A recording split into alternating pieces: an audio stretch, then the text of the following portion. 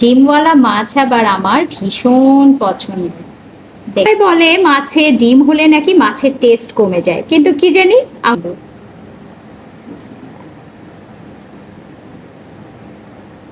হুম, দারুণ মজা, দারুণ।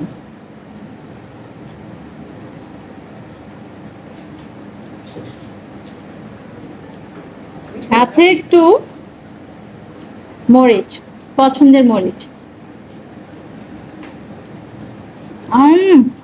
যা ফ্লেভার, ওয়াও।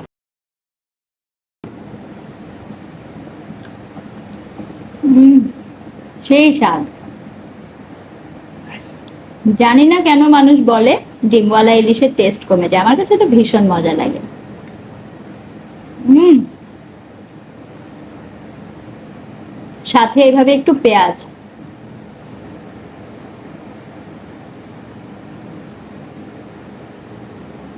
এটার যা ফ্লেভার, দারুণ দারুণ।